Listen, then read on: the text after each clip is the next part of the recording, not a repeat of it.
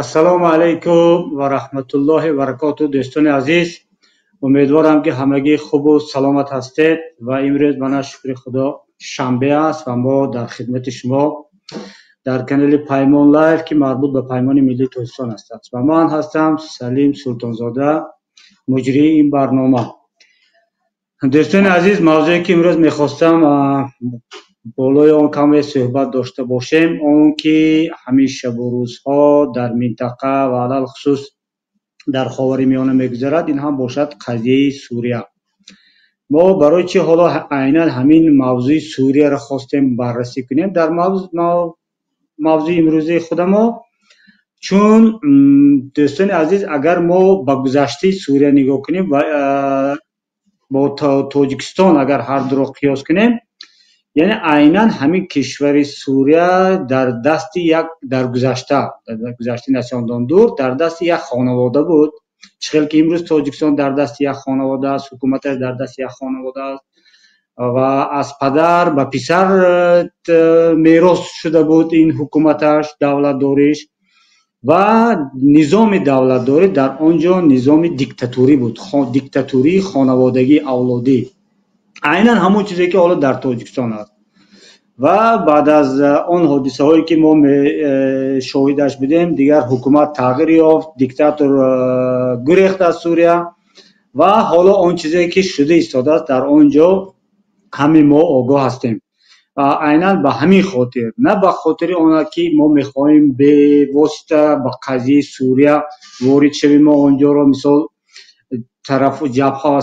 сабабҳоша баррасӣ кунем, балки мо мехоҳем ҳамин мавзӯъро, ҳамин қазияи Сурияро гирифта бо Тоҷикистон қиёс кунем ва бинем ки дар куҷо чӣ чолишҳо ҳастааст, чӣ шонсҳо ҳастааст, умуман ба Тоҷикистон чӣ рабте дорад. ва барои ин суҳбат мо ба бародари азизи мо, устоди мо акои Алим Шерзамоновро даъват кардем. иншоалло ки дар студия ҳастанд. акои Алим агар дар студия бошед, марҳамат ворид шавед. акои Алим ҳоло ворид шуда наметавонанд. хуб, ба ҳамин хотир ҳоло суҳбата ман худам давом метиҳам то ки акои Алим ворид шаванд. ина бинем ки дӯстони азиз, вақте ки мо ҳамин ҳодисаҳои Сурия як сол гузашт пеш рух доданд, аз хуб наздиктар огоҳ шудем. албатта дар ин масъала коршиносон буданд ки хуб огоҳ буданд ки дар Сурия чӣ мегузарад дар гузашта. созмонҳои байналмилалӣ ё ки худи ҳамон мухолифони низоми Асад ки Башар Асад, пешавай Ҳафиз Асад дар ҳукумат буданд ва огоҳ буданд, аммо мардуми ҷаҳон, ҷомеаи ҷаҳонӣ камтар огоҳ буд, алалхусус мо тоҷикон. ва баъд аз оне ки як инқилоб рух дод ва ҳукумати он вақта як Башар Асад аз Сурия фирор кард, дигар хеле аз ҳамон парда бардошта шуд аз ҳамон ҳукуматдории ҳамон хонавода. ина бинед ки вақте ки ҳамон хонавода дар сари ҳукумат буданд, ҳама ҷо мегуфтанд ки ҳукумат яъне низоми ором аст, яъне кишвар амн аст ва ҳеҷ мушкилӣ нест, мардум хурсанданд. ҳамон чизе ки ҳоло дар Тоҷикистон мегӯем, яъне мубаллиғони низоми Эмомалӣ Раҳмон дар Тоҷикистон мегӯянд ки ҳоло ҳама мисол гуфти худшон ки гулай. аммо баъд аз афтидани низом, баъди сарногун шудани низом, ҷиноятҳои он маълум шуд. алалхусус он зиндониҳо ки вақте ки зиндонҳоро нишон доданд, вақте ки архивҳои зиндонҳо берун карда шуданд, мардум аз он даҳшату аз он ваҳшате ки дар он замони чандон дур гузашта рух дода буд бохабар шуданд. ҳама бо истилоҳи мо тоҷиконҳо даст ба гиребон доштем ки наход то чунин ҳад ваҳшатгарӣ имкон дошта бошад дар Сурияе ки мо мешинохтем. айнан ҳамин чиз дар Тоҷикистон ҳам рух дода истодааст. айнан дар Тоҷикистон ҳам ҳамин низоми худкомаи хонаводагии ҳукмрон аст ва айнан дар Тоҷикистон ҳамин ҳукумат таблиғоташ, пропагандаш нишон медиҳад ки дар Тоҷикистон ҳама хуб аст, ҳама از روی قانون و عدالت است. اما وقتی که مخالفان و چند نفر از آگاهان میگن که نه، در تاجیکستان زندانی سیاسی است، در زندان ها وحشت است، حکومت های محلی در محل ها بیدادگری میکنند و مقامات قدرتی در محل ها یعنی در جای ها بیدادگری میکنند، خیلی مردم جامعه جهانی از این حرف ها البته معلومات میگیرن اما کم توجه میکنن. اما روز میاد و با این چیز من باور دارم و ما تاریخ هم گواه هست، تاریخ برای ما این رو درس داده است که وقتی که همین نظام های دیکتاتوری میافتن، چپه میشن، سرنگون میشن، مثل نظام بشار اسد، اون گند و اون افلاسی هایی که آنها کردن روی آب میبرد. عین همین در تاجیکستان هم رخ میده دوستان. وقتی که حالا ما میگوییم که در تاجیکستان زندانی ناحق در زندانی شدن، یعنی نفران بیگناه در زندان هستند، در زندان با آنها ظلم کرده میشد، قتل کرده میشد، در اونهایی که در بیرون هستند یعنی خانواده مخالفان بر آنها ظلم کرده میشد، مال و ملکشان تاراج کرده میشود، خودشان را همچون گروگان استفاده میبرند. خیلی از مردم ساکنان تاجیکستان یا که دیگر مردم جهان میگن که خیلی شاید 1-2% باشد، اما عیناً همین چیز رو در قضیه سوریه هم میگفتن که اینقدر دهشت نیست، اما بعد از افتیدن نظام دیکتاتوری معلوم شد که چقدر اونجا وحشانیت ها رخ داده بود است که این رو مخالفان اسد در اروپا یا در دیگر کشورها از این خبر میدادن. اکای علیم سلام علیکم، خوش آمدید اکا. سلام علیکم. خب معذرت میخوام از شما و تماشابینان شما. امروز من وضعیت تکنیکی همون قدر خوب نیست، عذر از تلفن موبیلی در چیز در اومدم، در برنامه در اومدم و امیدوارم که صفت خوب، صفت نوار بد نباشد و خب شروع میکنیم به صحبت در این موضوع. خیلی موضوع بگویم که مبرم است برای جامعه تاجیک، موضوعی که شما انتخاب کردید. یعنی اون در اول باید بگویم که شاید از تماشابینان سوال ها پیدا شوند و عادتا پیدا هم می شدن که در فلان قضیه شما خاموشه، در فلان قضیه خاموشه و در این قضیه یا در آن قضیه شما صدا می گید. و در اینجا من چی گفتنیم؟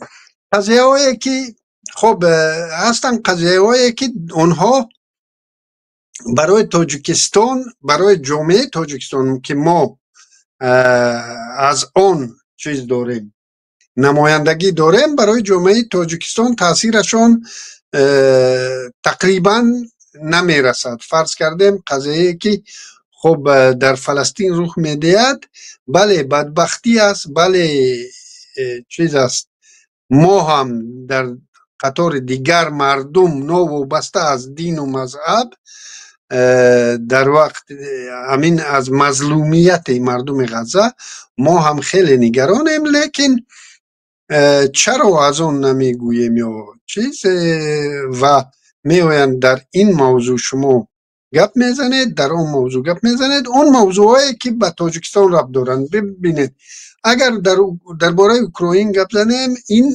بیوسته به تاجیکستان ربط نگیرد. امروز که در روسیه که همین جنگ اشغالگری رو با یعنی جنگ چیز رو با اوکراین انداخت و اگر پیروز شود، حتی اگر پیروز هم نیست امروز، حتی در روسیه قانون‌های قبول شده ایستادن که برای تاجیکای ما، یعنی ببینید تماشابین شما، کانال شما و کانال دیگر مخالفین اساساً تاجیکان مهاجری هستند که در روسیه قرار دارند. امروز در روسیه برای نگاه کردن، یعنی برای حتی داشتن VPN میخوان مردم رو جذب کنند. این البته با من و شما تاثیر دارد و ما در این باره در این جریان ما داخلیم، فورد به ما نفورد ما در اینجا یعنی داخل میشویم و ما نگران هستیم و نگرانی ها ما رو میگوییم. یا فرض کردیم مثال در انتخابات امریکا شما داخلید و شما از ترامپ گپ میزنید از دیگر. ببینید امروز ترامپ در امریکا قانونی را منتشر کردند که در مورد انتخابات های دنیا یگان گپ نزنید، یعنی کسی که تقلب نکرد امریکایی ها دیگر حقی درباره انتقاد این رژیم ها را نخواهند داشت. یعنی در اصل اگر بگیریم ترامپ پیام به دنیا داده ایستاده است که من دیگر جانبداری رامانوفو هستم و این البته ما رو نگران میکنه. بیایم حاضر به اصل موضوعی که شما در آن رو در برنامه پیشنهاد دارید. ببینید اون چیزی که در سوریه رخ میدهد اون تقسیماتی جامعه که در سوریه است، البته که نفوس سوریه با تاجیکستان قیاس نشونده است، اون میلیون ها نمیدونم حاضر امور در دستم نیست چند میلیون اهالی پیش از جنگ سوریه داشت و امروز دارد و چند تاجیکستان، البته قیاس شونده نیست. لیکن دیگر پرابلم هایی که امروز سوریه با اون دست بر گریبان است با تاجیکستان خیلی شباهت دارد و اون مشکلی که با امروز با اون احمد الشرع یا همون جولانی که میگن با اون دست بر گریبان است، پگاه کدام نیرویی که در تاجیکستان جایگزین رحمانوف نشود، کدام نیروی مخالف همین نظام امروزه تاجیکستان که اگر این رو عوض کرد، البته که باز با همین مشکلی هایی که با آنها احمد الشرع دست و پنجه نرم میکند با همان روبرو خواهد شد. ببینید پیش از آنه که به این مسئله گذارم، من میخواستم که موقع خودم رو شخصی خودم رو برای تماشابینان شما بیان سازم که در مورد انقلابیان سوریه که امروز سر قدرت آمدن چی نظر دارم. خب من خیلی شخصا خودم خیلی با امید هستم که اون اعلام هایی که البته اعلام های رسمی که احمد پرزیدنت اعلان شده ای خب سوریه اعلام می دارد، اونها خیلی خوشبین کننده هستند و اگر امین اعلام هایی که این بنده خدا میکند همش پیاده شوند، خیلی آینده خوب رو میتوانیم در یک جامعه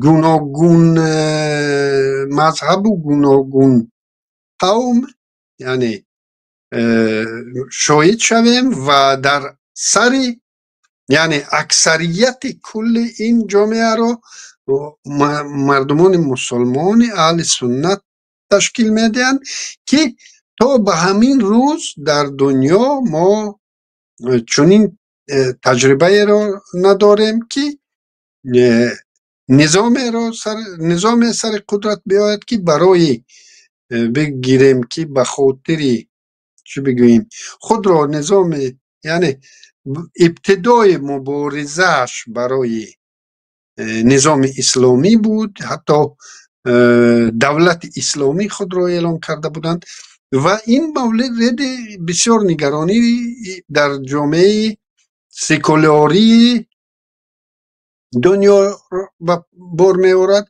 ولی در آن اعلامایی که احمد الشرع میکند و اون چالش هایی که با آن روبرو است بسیار مانندن به همه آن چالش هایی که ما در سابقه داشتیم و در پیش نیز ما رو انتظارند. خدای خواسته خدا کندو یک روزی به تاجیکستان برگردیم، همین مخالفینه که امروز در خارج از کشور و در داخل کشور قرار داریم برگردیم، عیناً اون چیزی که امروز همین مبارزان سوری با آن چالش ها روبرو هستند، ما هم با اون چالش ها روبرو خواهیم شد. اکوی علیم بسیار تشکر برای یک صحبتی که من اولا در مندرجه گفته گذاشتید، موضوع رو کمتر شرح دادید برای مردم تماشاگران عزیز. بله، حالا اون چیزی که من در ابتدا گفتم اولا اکوی علیم پر کردن، یعنی برای چی عیناً ما همین موضوع رو انتخاب کردیم و در دیگر موضوع ها خاموش بدیم، چون این موضوع به واسطه برای ما همچون یک تجربه، همچون یک درس باید که نقش بازد، حالا عاقبتش هم بخیر شد، اما به هر حال ما این رو باید که به نوبت گیریم. حالا اینجا اکوی علیم گفتن از شهروند، از مردم، یعنی اگر سوریه رو به نوبت گیریم 24 نزدیک به 24 میلیون اهالی دارد، 24 میلیون اهالی و حدودش هم 185 زیاده از 185 هزار کیلومتر کوادراتی، یعنی از تاجیکستان میتوان گفت که مردمش اگر تاجیکستان 10 میلیون گوییم، این 2.5 برابر از تاجیکستان اهالیش بسیارتر است و حدودش هم زیاده قریب نزدیک به 1 برابر زیادتر دارد، حدود دارد. اینا بینید که دوستان عزیز اکوی علیم خودش ما بیرون شد. خب دوستان عزیز، عیناً همین موضوعی که حالا در سوریه گذشته ایستاده است، یک چیزی جالبش یعنی همین است که عیناً همون مخالفان، یعنی خیلی از مخالفان تاجیک رو خیلی کل اکوی علیم گذاشتن، یعنی همون مغزش رو خیلی که ما میدانیم، من همین حزب نهضتی اسلامی تاجیکستان تشکیل میکند یا بسیار دیگر برادران گروه بسیار هستند، یعنی عموما جامعه تاجیک چی مخالفانش باشد، ولی مخالفش مایلش ما جامعه تاجیک با جامعه سوریه خیلی مانندی دارد، چون از نگاهی هم گوناگون مذهبی هم گوناگون دیدگاه‌های گوناگون بودنش. حالا بگذار اکوی علیم، سوال من یکمی من چنین است برای شما که ببینید برای چی از نظر شما وقتی که یک نظام دیکتاتوری از بین می رود، از پسش جنگ و ویرانه ها به میان میآید؟ ما این چیز رو در خیلی کشورها مشاهده کرده ایستادیم و امروز این رو در سوریه هم میبینیم. حتی همین از یک طرف گیریم همین قضیه اوکراین هم، حالا که شما اینجا گوشزد کردید، اصلش گیریم همین قضیه اوکراین هم در اصلش همین مغز همین تحولات در اوکراین گذاشتن، یعنی از یک نظام دیکتاتوری گذاشتن به یک نظام مردم سالاری سبب شد که همین حالت ها به رخ بیاید. حالا سوالم عیناً همین است که به خاطر چی همین چیز می شود؟ چرا ما یا جامعه انسانیت بشریت نمیتواند به آسانی از یک دیکتاتوری به یک مردم سالاری به سبکی گذارند به جنگ و جدال؟ خب البته در اینجا بازیگران بیرونه هم هستند، اینا رو میمونیم به حال خودشون. بازیگران بیرونه البته در اینجا نقش اندکی هم نمیبازند، این رو بمانیم کنار، ولی بیایم به داخل خود همین جامعه.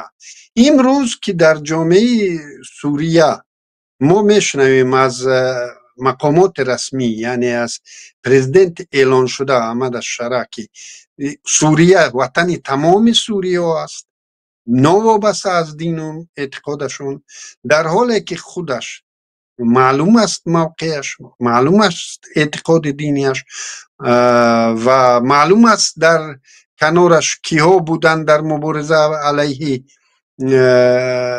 دیکتاتوری پیش از این. و اون اعلام هایی که این بنده خدا امروز می دارد، تصور کنید که در امان جبهه‌ای که همه اینا قرار داشتن یک لخت نیست، در اونجا هر گونه تفکرهایی هستند که ببینید امروز من از اون هراس دارم که عیناً چنین تفکرات در بین تاجیک‌ها هم است. ببینید من چرا در نظر دارم اون طبق اطلاعاتی که از رسانه ها گرفته ایم، اون نفرانی که در نسبت امروز در نسبت خب دروزها به یک قتل عام دست زدن و چند پیش در نسبت علوی ها قتل عام رو شاهد شده بودیم. اینها هستند گروه هایی که ببینید در داخل همین نظام، در داخل همین مبارز ها هستند آدمایی که اونها برداشتشون از همون مبارزه همین است که اونها باید اسلام رو، یعنی اگر مسلمان رگم زده باشد او را هدایت کنند برای راست بیارند و اگر نفری که بیرون از اسلام باشد او را یک نوع حقوقش رو محدود کنند. یعنی ما که در یک دولت اسلامی زندگی داریم و ما که حقیقت ما همین است، ما میخواهیم که همین مردم ها یا از همین چیز ما یا با ما بگروند یا هدایت شوند یا خاموش باشند یا چه بگوییم، یعنی خیلی که در عصر میونه بود، در عصرهای پیش به همون خیل و همین گروه ها می آیند و خب دست قدرت پرن اگر نرسد اینا می آیند و نظام خود را جاری کردنی می شوند. اون نظامی که در بعض کشورها حتی جاری شده است، از جمله در تاجیکستان. یعنی یک گروه می آید اکو علی میبخش یعنی شما چنین گفته میتونید که در داخل مخالفان تاجیک هم نفرهای هستن که چنین عقیده دارن هستن؟ بله، متاسفانه همین است که یعنی آدما برای خود ببینید بدبختی کار در کجا است. ببینید مسلمان هایی که اعتقاد میورند، مسلمان ها هستند که اعتقاد میور نیستند، نماز میخونند، مسجد میرن، مخصوصا در سابق شوروی مسجد میرن، نماز میخونند، لیکن جانبدار همون نظام پیاده کردن در جامعه نیستند. یعنی اونا جانبدار قانون، یعنی کودکس معموری و کودکس جنایی و همون قانون های دنیوی هستند، جانبدار جاری کردن شریعت نیستند، لیکن خودشون اعتقادمند دینند، چونین پابند دینند، چونین مسلمان ها هستند. مسلمان هایی که اعتقاد میورند و میخواهند نظام اسلامی را جاری کنند، ولی میخواهند در این نظام دیگر مردم ها هم آزادانه زندگی کرده توانند و تعداد بزرگی از همین اعتقاد میورها، تعداد بزرگترش برانند که اینها باید رگم ها را هدایت کنند. اینها باید بیاین ما در شبکه های اجتماعی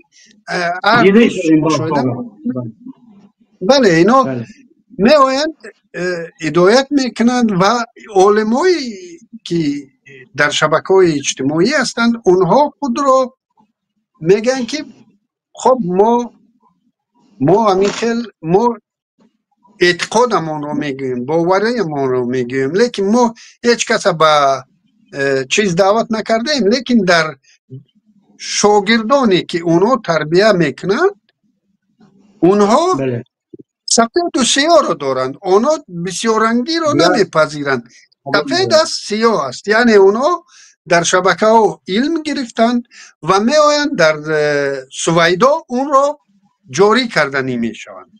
در سویدا یعنی اون رو جاری اگر فرضاً همین مخالفای در تاجیکستان جاری است امروز.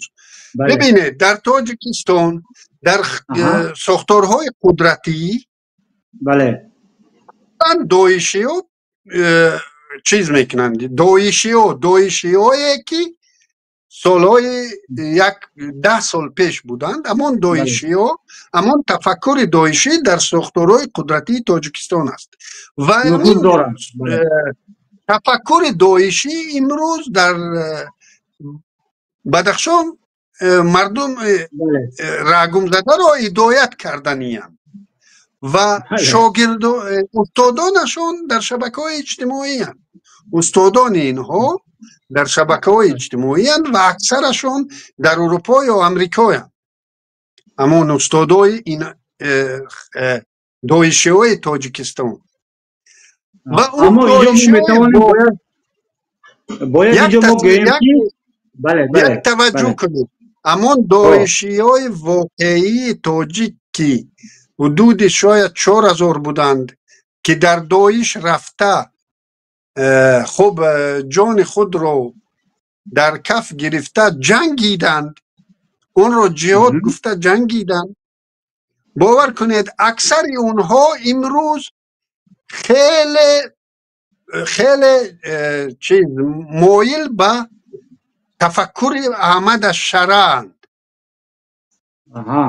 یعنی اونها مثل احمد شرع، بله اونها دیدند، اونها در پوست خود این تفکرشون رو دیدند و اونها خلاصه کردند و مثل احمد شرع اونها اکثر اونها فکر دارند. یعنی در مقابل می شود گفت که آنها با جانب مثبت تغییر یافتند. از همون سطح تغییر یافتند و اونهایی که از رژیم خودکامه به اروپا و امریکا گریختند متاسفانه برعکس اونها نو به سمت دویش حرکت دارند. برای همین این خطر ما رو، این چالش هایی که امروز بانا احمد شرع دست به گریبان است، همین چالش ها ما رو هم انتظارند و ما رو مهم نیست که رنگ احمد شرع خونبه ها تیم، چقدر مردم رو از دست تیم، چقدر شهرهامون خراب شوند و بعد به این خلاصه رسیم. ما باید در تجربه این برادرها بیاموزیم و بیایم یعنی تحمل گرایی کی، تحمل پذیری کی آنها پیدا کردن از احمد شرع میشنویم. او تحمل پذیری که از اون میشنویم در چیز اعلامش، یعنی اون چیزی که رسما اعلام می‌دارد این بنده خدا.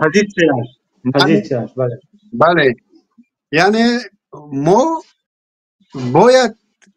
باید همین بحث ها رو باید نهراسیده شروع کنیم در چنین شبکه هایی که شما دارید، در شبکه های دیگر ما باید این بحث ها رو شروع کنیم که به تاجیکستان که برگشتیم احمد شرع ما دوچار چنین چالش ها نشود که او دولت ساختنی است و در پامیر کسی مردم های رقمی اونجا رو هدایت کردنی است، یا در فرض کردیم استرافشان کسی استاد سعید یونس رو هدایت کردنی است، یا در فلان جا کسی.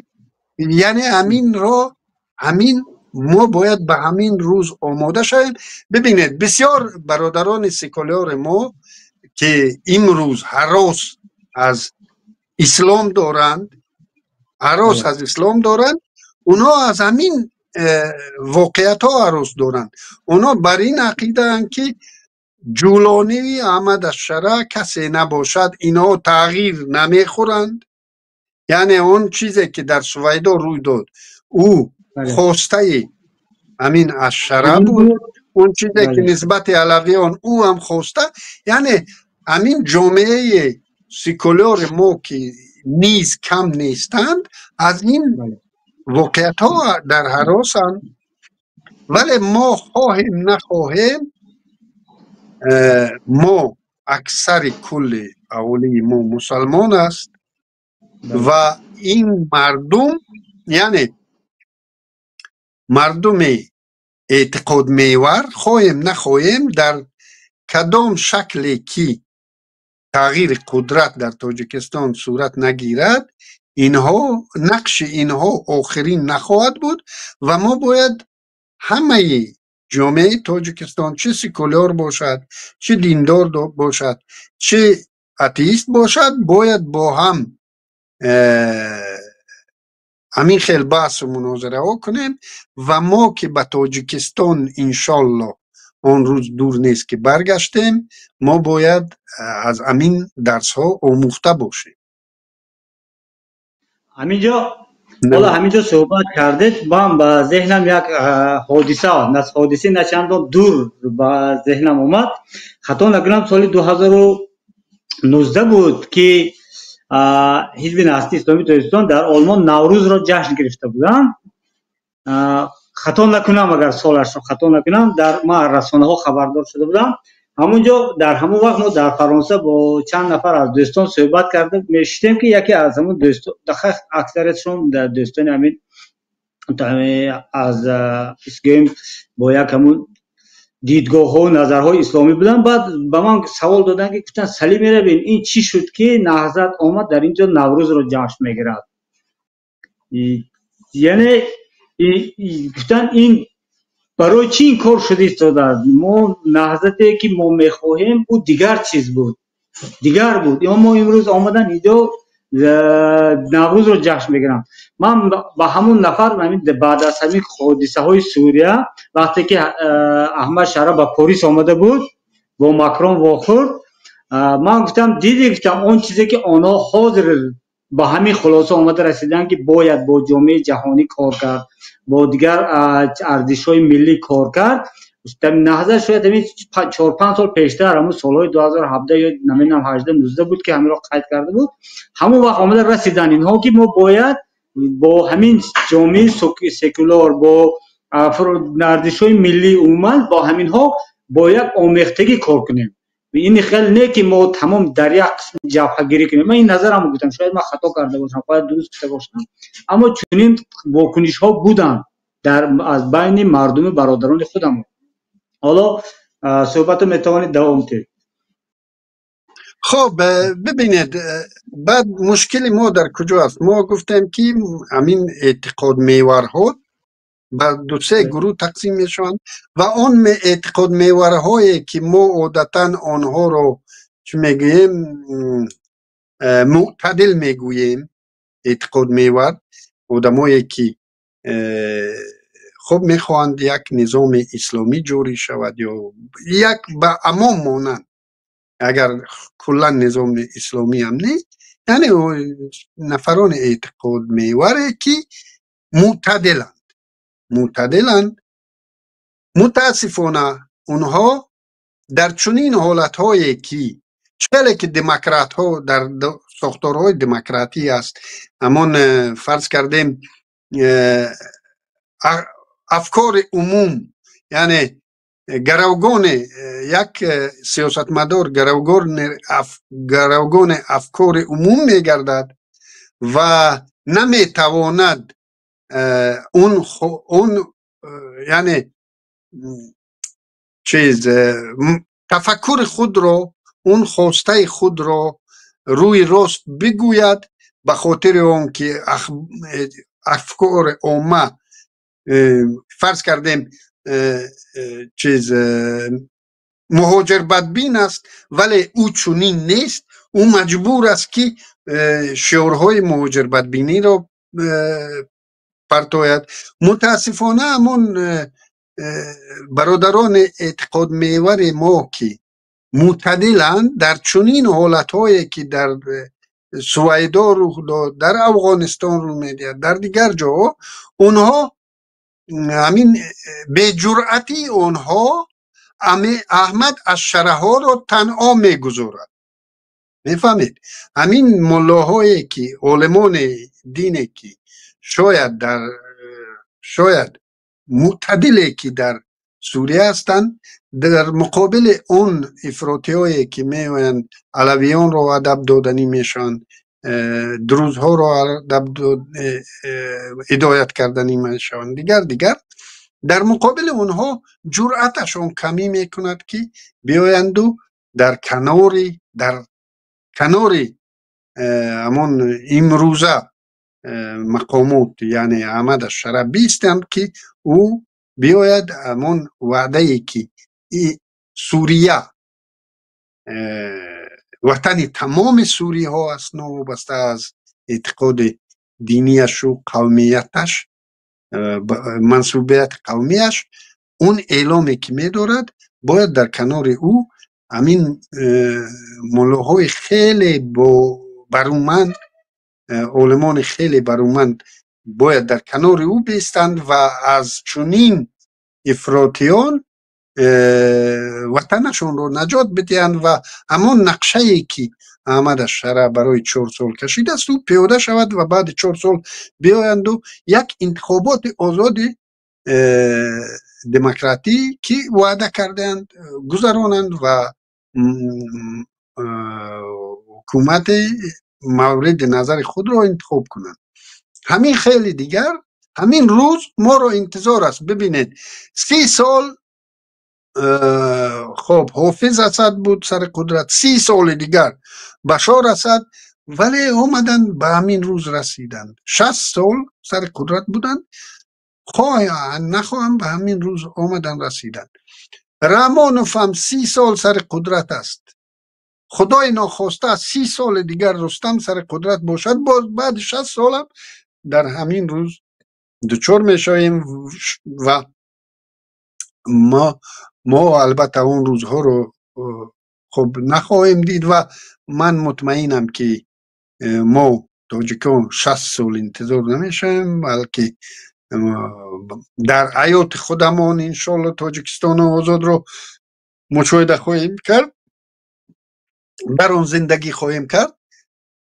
و میخواستم صاحب فکران تاجیک، چه دینی، چه عالمان دین، چه عالمان دنیوی، چه به خداها، چه سیکولارها، به یک همین بحث ها رو انجام میتیم و به همون روز جامعه تاجیکستان باید آماده باشد که همون تحمل پذیری که امروز به اون احمد شرعی که خودش شاید یک مورد ها به خاطر اعتقاد شاید سلاح به دست گرفته بود و به خاطر هدایت کردن رگم ها سلاح به دست گرفته بود و عاقبت به چنین خلاصه اومد که سوریه رو با همون واسطه های داعشی نمی شود ساخت، سوریه رو با دیگر واسطه ها می شود ساخت و امروز به ساختن نهادها خیلی یک کار عجایب دیگر است. یک واقعیت عجیب دیگر است که در امریکایی که اون رو چی میگن، یعنی چیز الگوی دموکرات میگن، در اونجا نفر سر قدرت آمده است که بر ضد نهادها مبارزه میبرد، نهادها رو از بین بردنی است. و در قسمت دنیایی که نهادینه دولت تقریبا در طول 100 یا بیشتر سال وجود نداشته است، در اینجا نفر سر قدرت می آید که او از ساختن نهادها سخن می کند و من خیلی با امیدم که این بنده خدا موفق می شود برای ساختن همین نهادها و یک دولت همه شمولی سوری رو تشکیل می کند و تا که اون الگوی شود برای دیگر ملت هایی که خب اونجا مسلمان ها اکثریت هستند. البته اکوی علیم در این برنامه خوب میشد ما یکی از مهمان می‌داشتیم از علماهای دین که از راهبران روحانی ما. البته به این چیز در آینده نقشه داریم، شاید ان شاء الله میسر هم شویم برای صحبت ها. اما برای چی این حرفا رو میگم؟ برای که اون که شما همچی یکی از نماینده قشر سکولار گوییم شما رو، قشر دنیوی ها، شما خود به خودتان به یک خلاصه آمدید که امروز روزی هست است که شما باید با همین اسلامی ها در چهره مثال حزب نسل اسلامی تاجیکستان در زیر یک پیمان آمدید و به نظر من اون نفر روحانی ها هم در این حالت، البته آنها باید از دیگاه اعتقادات خودشان هم بها میدن، اما باید واقعیت های سیاسی را نیز به نوبت گیرند و در این روزها ما به یک مکالمه نیاز داریم، به یک دیالوگ نیاز داریم، چی در داخل مخالفان باشد فرق ندارد، در پیمان در دیگر یا در داخل همین شبکه‌های اجتماعی هم نیاز به آن داریم که ما گفتگو کنیم و به همین مقصد اساسی ما که حالا گفتید با احمد شهره در سوریه میخواد زمینه گذاری کنه تحملگرایی رو، در اینجا ما تحملگرایی رو بین خود ما رواج دیم و در این بحث البته برای ما نفرای درکار است که از نگاه اسلام و جامعه ما که اکثریت هستند یک هدایت‌های خودشان رو پیشنهاد کنند. این خوب بود. اما حالا نظری من این است که تا کدام حد، سوال من چنین است، تا کدام حد همین تحملگرایی را راهبریت پیمان، شما همچون یک مسئول پیمان به شما سوال می‌کنم، راهبریت پیمان ملی تاجیکستان انا همین تحملگرایی را تا چی حد توانید در داخل خودش، در داخل اعضایان جانبدارانش راه اندازی کند؟ آیا چون که این خودش یک یچه‌ای که همون جمعیت ما است، جمعیت تاجیکستان رو اینجا ما یک یچه‌ای که ساختگی هستیم، در داخل همین چیز میسر شد یا نه؟ بله، مشکلی و به مشکلی نیست، ولی اگر میسر نمی شدیم و اگر تحملگرایی در داخل همین نهادی که یکی از اعضای اون شامل اون بنده هستند، اگر در اینجا همین تحملگرایی همون خب انتقادایی که من حاضر از همون گروه ها کردم، اگر به همونا مانند می بود، البته بنده شاید در این گروه نمی بودم. برای همین آنه که در این گروه هم با چنین تفکر در این گروه هم از آن دلالت می دهد که هنوز امید نمرده است و این یک گروهی که ما داریم اگر چنین یک مناسبت بین همدیگری و چنین تحملگرایی در تمام جامعه تاجیکستان شود، خیلی تاجیکستان خیلی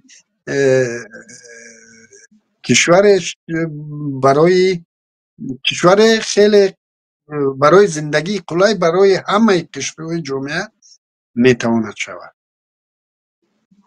بله با این حرفتون من راضی هستم، چون که اون وقتی که در سوریه، حالا ما باز با موضوع سوریه برگردیم، اون وحشانیت یا جنایت هایی که بعد از بسر حکومت آمدن حکومت امروزی سوریه رخ داد، من با خیلی از دوستان، علال خصوص با دوستان پامری هم صحبت میکردم، آنها گفتن سلیم من میترسم از همین برادران خودم در همین مخالفت که شاید اینها وقتی که به حکومت آمدند و یا وقتی که یراق به دستشون رسید نشود که اینها همین کار رو بالای ما نیز راه اندازی کنند.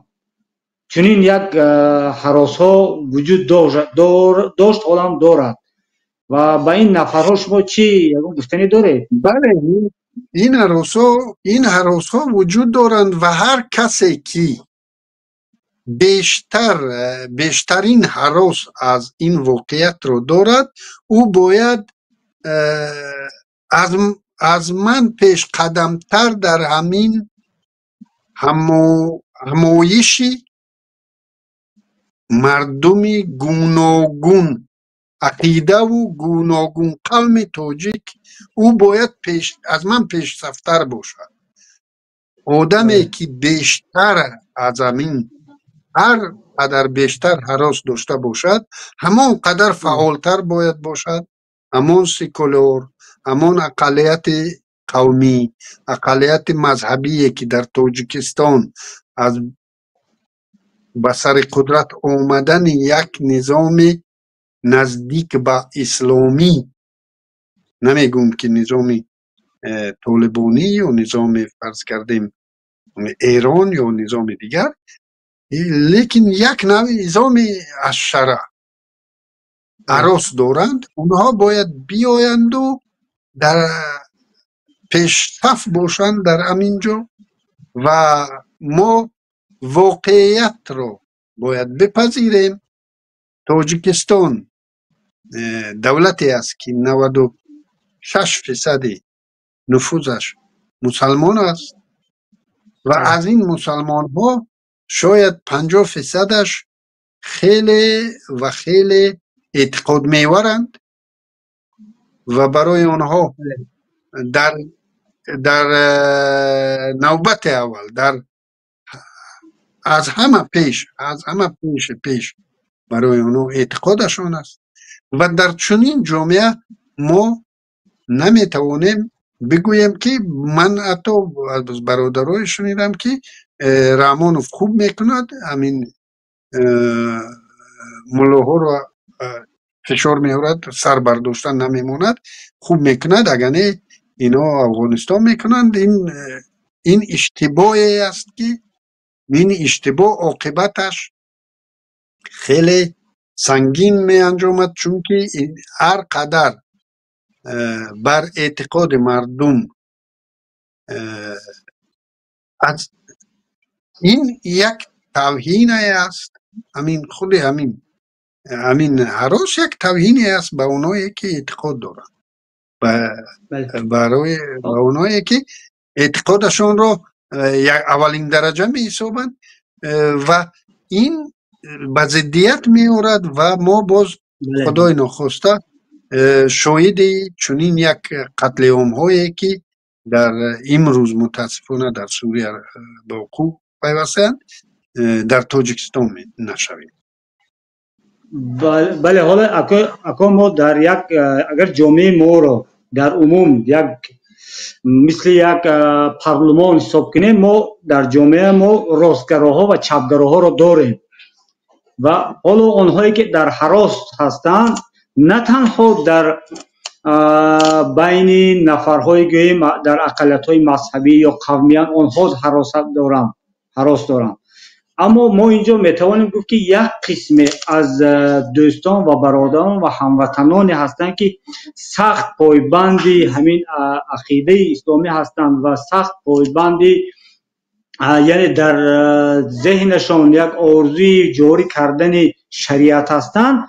آنها نیز از همین حالا که ائتلاف یا همین پیمانی که ما ساخته ایم از همون خود را دور میگیرند و کمتر در هراس هم هستند که اینها هم در هراس هستند که میگویم وقتی که اینها با دیدگاه های لیبرالی می آیند اینها دیگر همه را از رحمانوف هم بدتر میکنند، چون اینها در اروپا بودند، لیبرال های اروپا به اینها درس دادند. این خیلی تصورات در بین مردمی که اعتقادات یعنی همین پایبند سخت شریعتی هستند، آنها میگن که فرضاً همین سلیم را گرفتن، همین لیبرال های فرانسوی اونقدر درس دادن که دیگر این آماده است تمام نظام فرانسوی رو کوچاند بیارد و تاجیکستان بیارد. این با این خطر دارد با دین و شریعت و دیدگاه و ملیت ما. با این نفرها هم چی گفتید؟ اینها هم هراس دارن.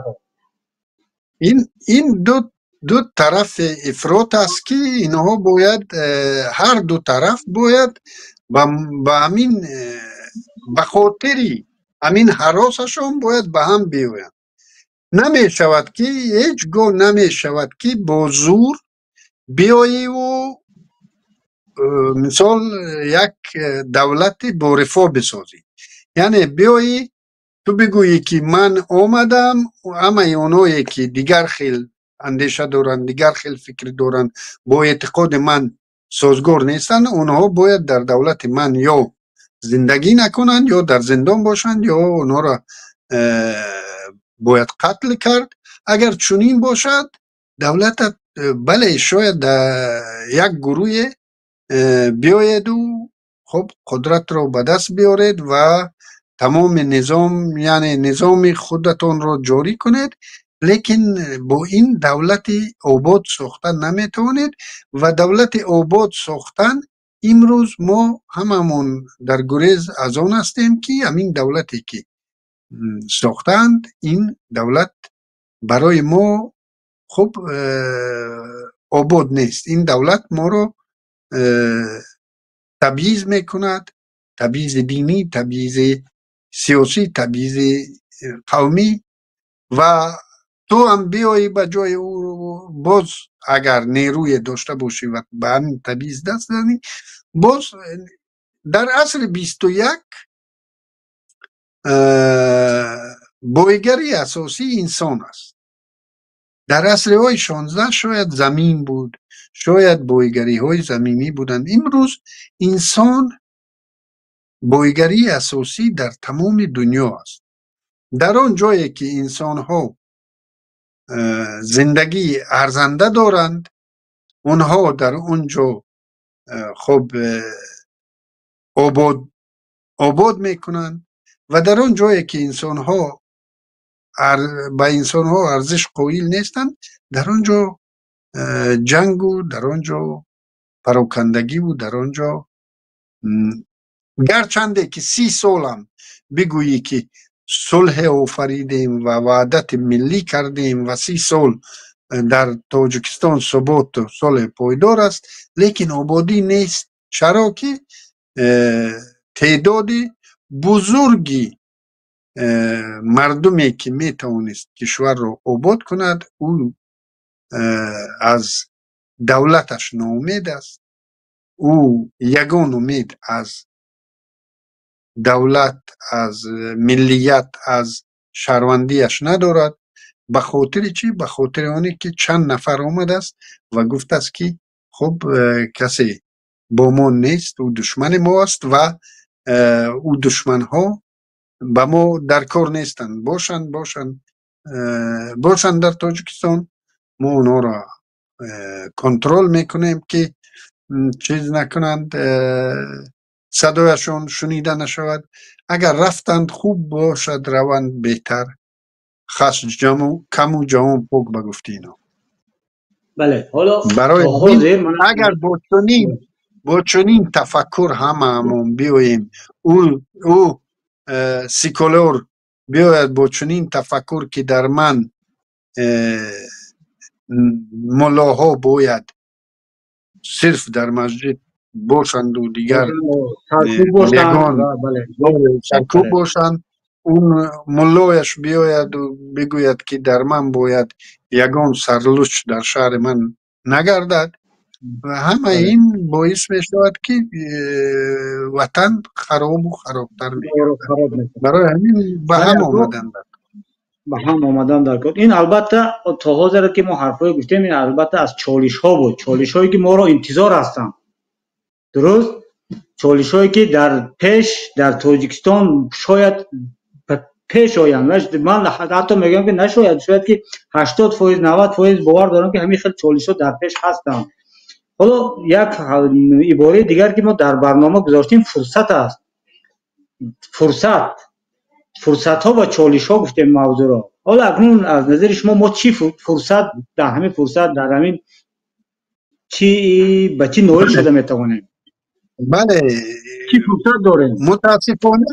متاسفانه زادگان سوریه یا شام با تلفات کلان جانی، با صدمه های سخت خوب اقتصادی به همین روز رسیدن که به نظر می رسد اکثریت در کنار احمد الشرع اون روز اون خیلی اعتماد بلنده در بین مردم پیدا کرده است. از اون دلالت می‌دهد اون نقطه نظری که اون اعلام هایی که او دارد او مردم اونا را با دل و جان قبول دارند، اکثر مردم، و این فرصت هایی است که انشالله من به امیدم که همین چیز امین چه بگویم افراطیایی که دست به قتل اون میزنن. البته در اینجا از ابتدا گفتم که دست بیگانگان هم هست، لیکن دست بیگانه در تنهایی هیچ کار است. اگر در داخل ما خودمان حاضر، مثال ما اگر بگوییم که اسرائیل آمد و 2 روزی ها را چیز کرد، یعنی یک نوعی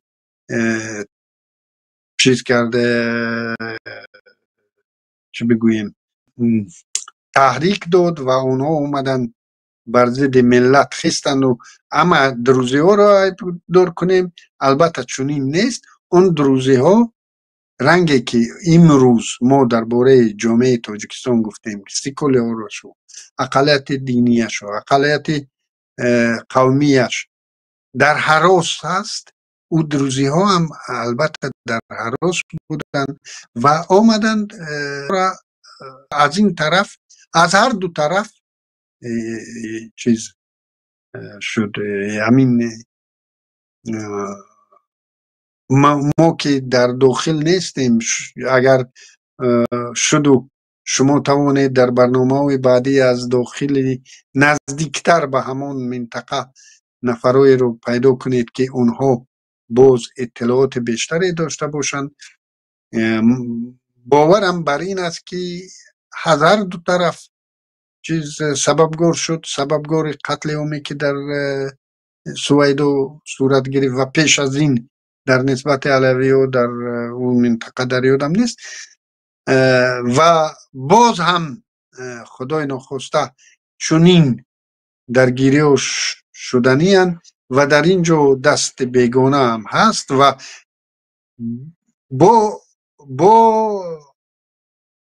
با نظر داشت دست بیگانه، وجودیت دست بیگانه، ما باید چنان برخورد کنیم با هم ملتان خود که اونها اقلیتی هستند یا یگان چیزی هستند. مثال با دروزی ها من تصورم همین است که چنان مناسبت کنیم که اونها با ما دلگرم باشند، اونها از ما هراس نداشته باشند.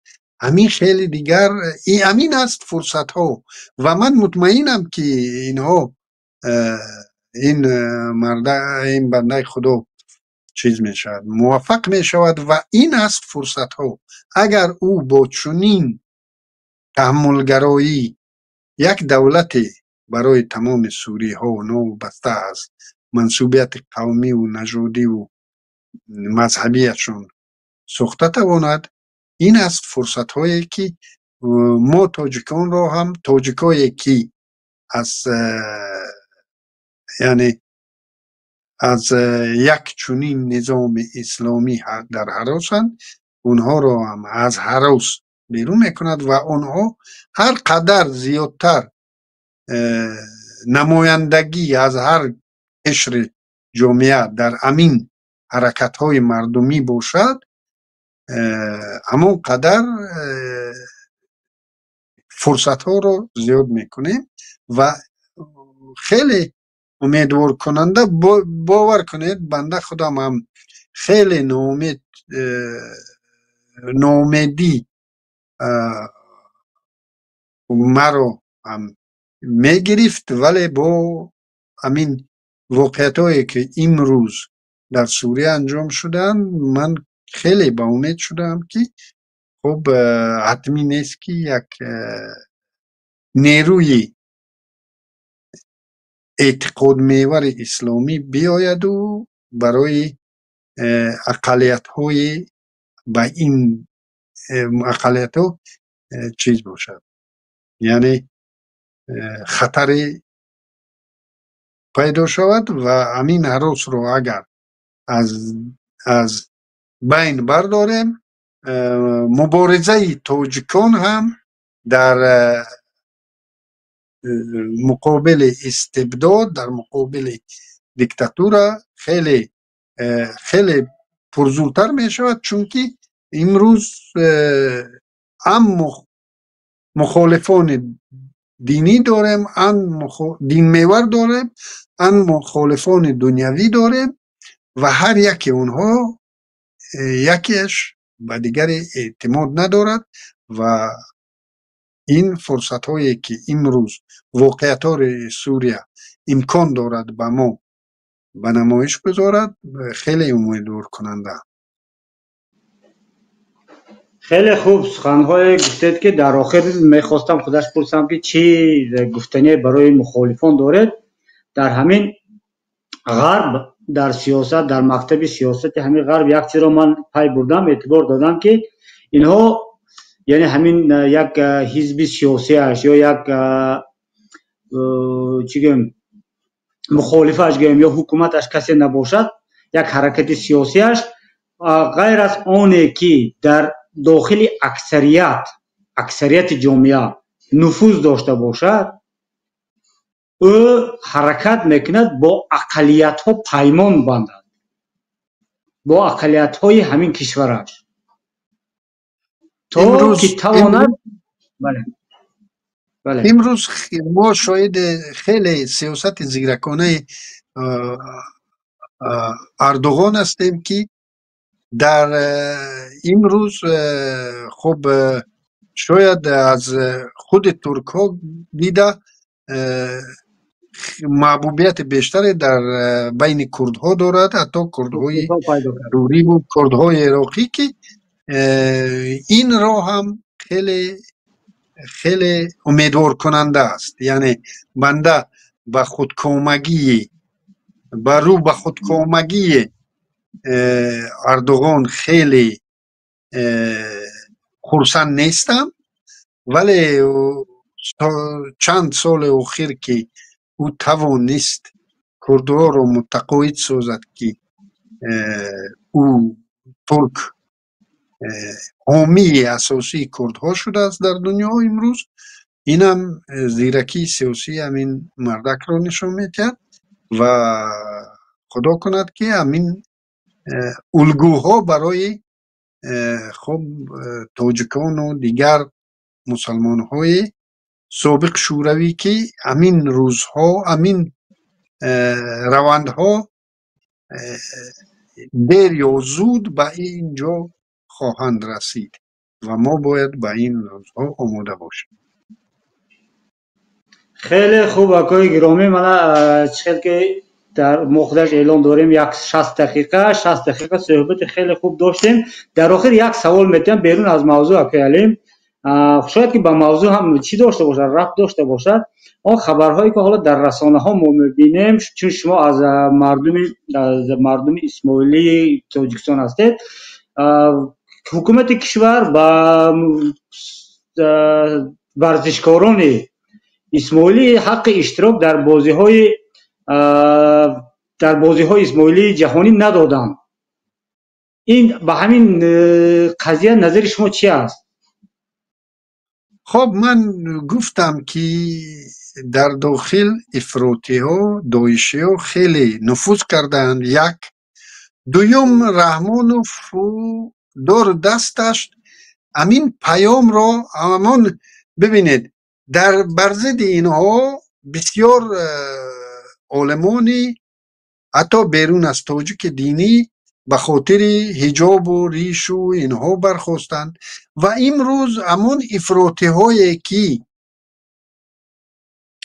به خاطر ریش و حجاب رحمانوف را دشنام میکردن، همون افراطی ها عرض رحمانوف را دشنام نمیکنند، چون که رحمانوف آمده است و اون کاری که اونها خیلی وقتا آرزوشون بود همون کار رو انجام دادن دارد.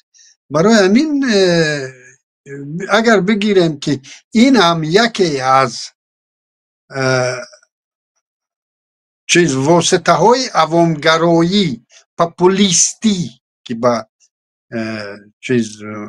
زبان معلومتر برای تماشابینان ما پاپولیستی همین رژیم است که به همون راویان اینترنتی که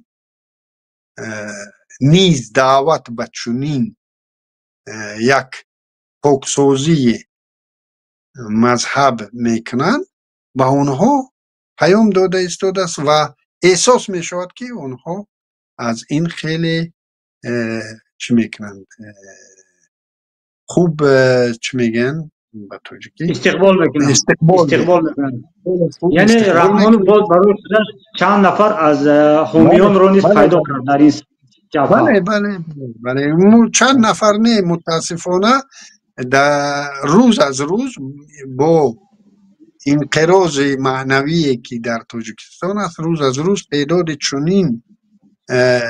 چنین هدایتگرا یا چنین مبارزان نی مبارزان رای حق در دین بله. کم نیست میسیونرهای و بله. بله مثلی رو کم نیستند و رامونوف با همین یک عمل که امروز در بدخشان انجام داده است خیلی خیلی مورد استقبال خیلی ها قرار گرفت. قرار گرفت. بله. زنده و سلامت باشد دکتر علیم. با همین با فکرم که البته موضوع بسیار مهم هم هست، گفتنی ها بسیار هستند، اما متاسفانه وقت ما هم کم است.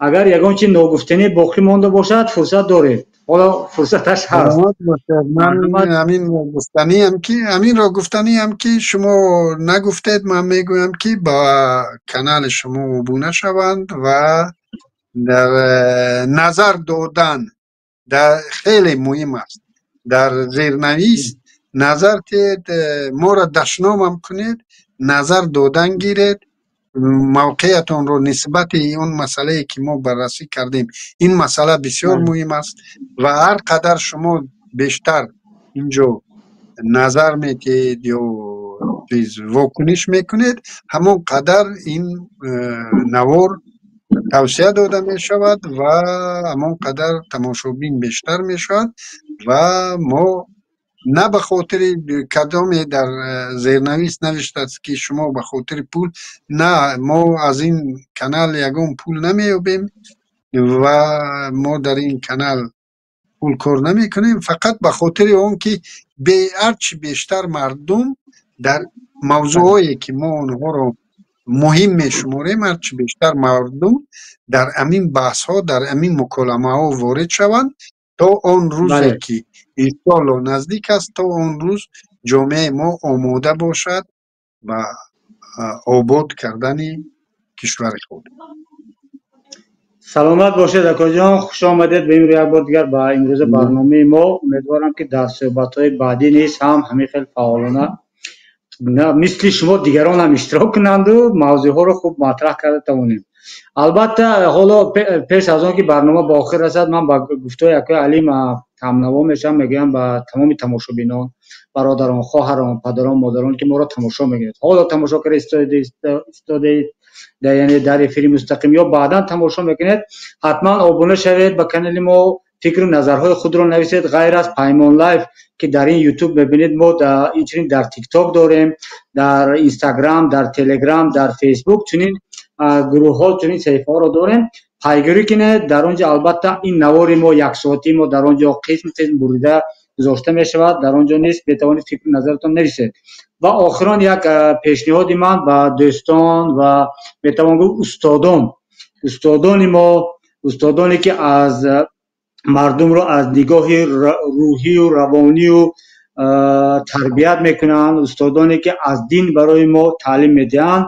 البته به همه شما گفتنی هستم که دستان در نکند، خیلی خدمت ها میکنید برای ملت و خیلی خواهش هم میشد که در همین موضوع هایی که حالا ما مطرح کرده استادیم، اگرچه در این برنامه های ما اشتراک کردن نتوانید هم در علاهیدگی در صحیفه های خود، در کانال های خود این موضوع ها رو مطرح کنید و همون هم باشد، یعنی تحمل گرایی و به هم آمدن دیدگاه و نظرها تا ما توانیم در یک جایگی برای آینده کشورمون کار کرده باشیم. واقعی خداوند نگهبان هر یک شما باد، با خاندان شما، با دسترخوان، با مال جانتان خداوند برکت دهد. سلام علیکم و رحمت الله.